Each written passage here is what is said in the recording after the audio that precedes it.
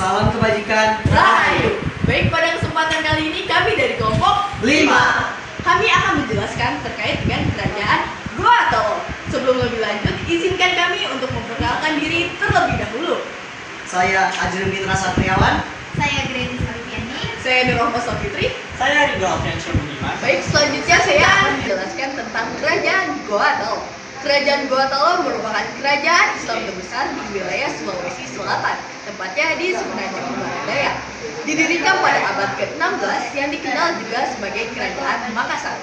Kerajaan ini merupakan gabungan dari dua kerajaan, yaitu Kerajaan Goa dengan Kerajaan Talo. Perubahan tersebut diperbarui dengan kesepakatan, yaitu dua raja tetapi tetap satu rakyat, sehingga rakyatnya memiliki kebebasan untuk tidak memihak dan dua raja tersebut memiliki wilayah kekuasaannya masing-masing. Sultan Hasanuddin merupakan raja pertama yang memeluk agama Islam, sehingga terjadi perubahan dari animisme menjadi kesultanan.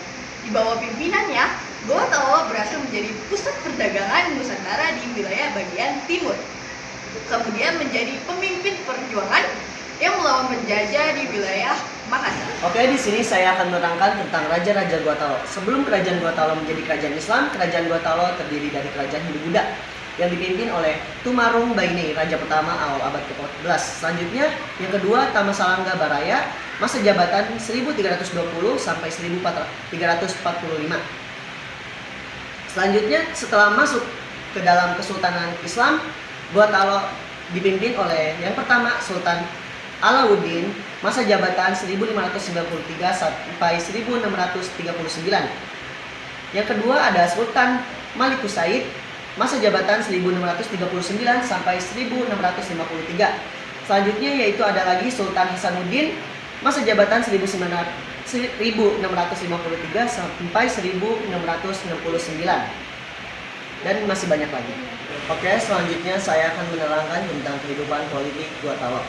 Sebelum perubahan menjadi kesultanan, kerajaan ini kerap berperang dengan beberapa wilayah lain di Sulawesi Selatan, antara lain Bani Wojo, Sopeng, dan Lowu. Sampai pada akhirnya Wajo dan Lowu berhasil ditaklukkan dan menjadi bawahan Goa. Masuk pada masa pemerintahan Islam, kerajaan ini turut menyebarkan agama Islam di wilayah Sulawesi Selatan, termasuk Bone dan Wojo. Baik, materi selanjutnya akan saya sampaikan, yaitu tentang kehidupan ekonomi. Menjadi kerajaan yang letaknya strategis dan menjadi jalur perdagangan. Kehidupan ekonomi masyarakat Goa Tolo tidak perlu diragukan. Wilayah tersebut kaya dengan beras putih dan berbagai bahan makanan. Goa menjalin perdagangan dengan Malaka, Jawa, dan Maluku, bahkan sampai ke India dan Cina. Goa juga mendapat banyak keuntungan dari pelabuhan Somba Opu yang menjadi pusat mengalirnya rempah-rempah dari Maluku ke wilayah barat. Baik, materi akan saya lanjutkan yaitu mengenai runtuhnya Kesultanan Goa Tolo. Runtuhnya kerajaan ini dimulai ketika Belanda mulai mencoba untuk menduduki Sulawesi Selatan. Pada masa itu, yang menjabat di Kesultanan Goa Tolo yaitu Sultan Hasanuddin. Meski begitu, Sultan Hasanuddin berupaya untuk tetap mempertahankan wilayahnya.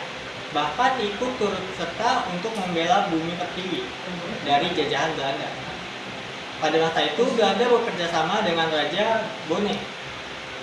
Dengan senang hati, raja tersebut menerima tawaran Belanda untuk bekerja sama.